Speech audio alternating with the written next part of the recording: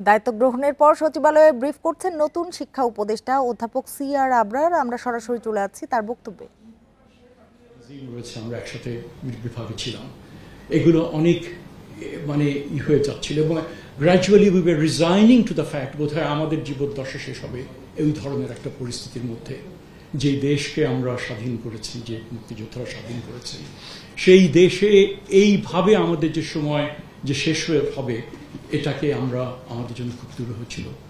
তো মাননীয় প্রধান উপদেষ্টা যখন আমাকে এই দায়িত্ব দিলেন, আমি মনে করি যে এটা একটা ইটস এ চ্যালেঞ্জ। উনি আমাকে এটাও বলছেন যে সময় মধ্যে দায়িত্বটা নিচ্ছ, আমরা তো স্যারের কাছ থেকে শুনলামই কি টালমাটাল সমস্যার মধ্যে তিনি এবং এই টিমকে নিয়ে তিনি এই দায়িত্ব পালন করেছেন, যে গুরু দায়িত্ব পালন করেছেন। এবং সেই উনিও বললেন যে সামনেও কিন্তু যে খুব যে একটা ইজি হবে তা না, আর এটা হচ্ছে আমার বড় মন্ত্রণালয়গুলোর মধ্যে একটা। আর ডেফিনেটলি এটার যে বাজেটারি অ্যালোকেশন ছাড়াও এটার যে স্যার যেটা বললেন যে গ্রামেগঞ্জে একটা পরিবারের যে ছাত্র স্কুলে যাচ্ছে তার সেও এটার পার্ট, সেই পরিবারও এটার পার্ট। সো ইটস এ বিশাল একটা যজ্ঞ। আমি মনে করি it's a rare honour that I have given this task. আমি এটাও মনে করি যে আপনাদের মতো যোগ্য লোকজন এখানে আছেন। ভাই যেটা বললেন যে যেভাবে তারা দায়িত্ব সামলেছে, সমস্যা আছে, সমস্যা থাকবে, এবার আমি মনে করি আপনাদের সহযোগিতা নিয়ে আমরা অবশ্যই যে একটা গুরু দায়িত্ব, সেই গুরু দায়িত্ব আমরা পালন করব। All of us, I think most of us are public ইউনিভার্সিটিতে, পাবলিক কলেজে, পাবলিক স্কুলে আমরা পড়াশোনা করেছি, জনগণের টাকায় পড়াশোনা করেছি। And that is something we must always bear in mind, যে এটা জনগণের টাকায় আমরা বড় হয়েছি এবং সেই কারণেই তাদের প্রতি আমাদের একটা দায়িত্ববোধ আছে এবং সেই দায়িত্ববোধ আমাদের যোগ্যতা, নিষ্ঠা, ইন্টিগ্রিটি নিয়ে আমাদের সেটা করতে হবে।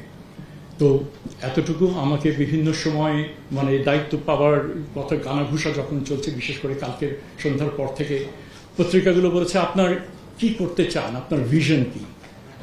রীতিমতো একটা বিষয়ের মধ্যে পড়েছিলাম, তবে এবং সেটা আমার চিন্তাকে গোছাতেও সাহায্য করেছে।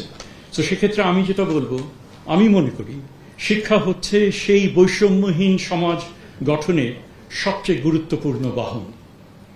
আমি এমন এক শিক্ষা ব্যবস্থার কথা ভাবি যা হবে ব্যক্তির কর্মদক্ষতা অর্জন, তার আত্ম উন্নয়নের উপযুক্ত পথ, যা হবে আর্থসামাজিক উন্নয়ন ও বিজ্ঞান প্রযুক্তিভিত্তিক উৎকর্ষে সহায়ক, এবং যা হবে সামাজিক ন্যায় বিচার প্রতিষ্ঠার লক্ষ্যে মূল্যবোধ সম্পন্ন নাগরিক তৈরির উপায়। আমি এটাই মনে করি এবং আমি এমন শিক্ষা ব্যবস্থার স্বপ্ন দেখি যেখানে আমাদের ছাত্রছাত্রীরা দেশের ভেতরেই তাদের ভবিষ্যৎ দেখতে পাবে এবং বাংলাদেশ থেকেই বিশ্বকে নেতৃত্ব দেবে।